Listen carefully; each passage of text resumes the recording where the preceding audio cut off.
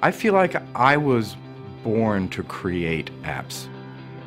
Callaway has restructured its entire company to be the world's leading content creation studio for iPad. The apps we produce are these living, breathing entities that have a huge draw. People love them, and we love making them for people. If you look at NPR, I think we have like 300 radio stations we stream, thousands of podcasts, and we have the ability to stitch it all together yourself and play your own DJ. All of that happens on a little tiny screen, a device that slips inside your pocket. Changing the world for musicians and for fans is what gets me out of bed every day. Traditional radio is broadcast. Everybody gets exactly the same thing. So the big differentiator from Pandora from the vast majority of radio is it's personalized. You get your music. You get discovery that's suited to your tastes.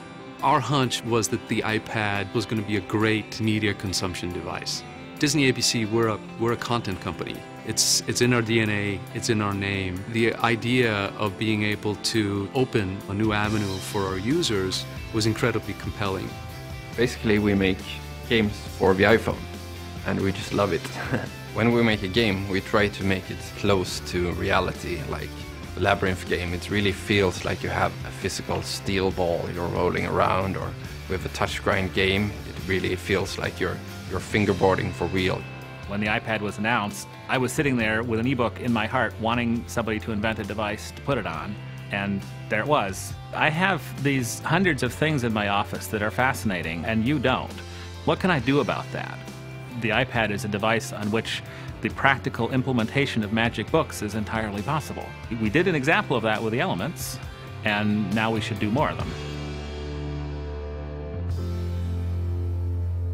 For all of its charms, Pandora on the iPhone to this point can't run in the background. And so one of the big new features in iPhone OS 4 is multitasking, and Pandora will be able to run in the background. With Game Center, for example, we can connect players from all over the world to compete in our games by just a few lines of code, and that's going to be really cool.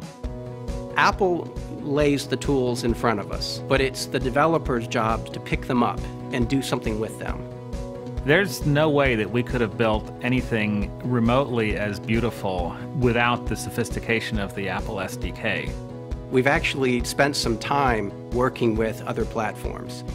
It's a night and day difference. They're more difficult for the user. They don't have the power or the tools available. They don't have the distribution network. They don't have the standards, both in hardware or software. It is that handset fragmentation, if you will, that causes developers a lot of problems because you are now targeting individual devices. It's really evident in Apple's APIs and the developer tools that you're working with something really mature, not something that was invented 2 years ago. There is a certain elegance and sophistication to the way that Apple has architected their entire solution. It's an end-to-end solution, and that is absolutely lacking on other platforms. I mean, one of the nice things about the App Store is you submit it and forget it, because Apple takes care of all of the hassles of distributing software. For many people, games haven't really been accessible, but on the App Store you can just go pick any game, download and play. I think it's really changing the world. The store that we're represented on is immediately available to hundreds of millions of people all over the world. We'd been trying for about 18 months before the App Store launched to figure out Pandora on mobile. We tried it on all different kinds of phones, and we just had never really got the formula right. The morning we turned it on and we started watching the activations come in, we had more people listening on the iPhone by noon than we had accumulated in the previous years.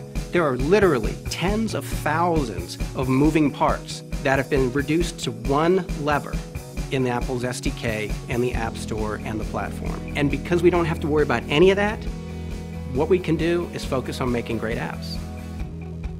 Apple has given us the most amazing canvas to paint on. And now it's time to paint your masterpiece.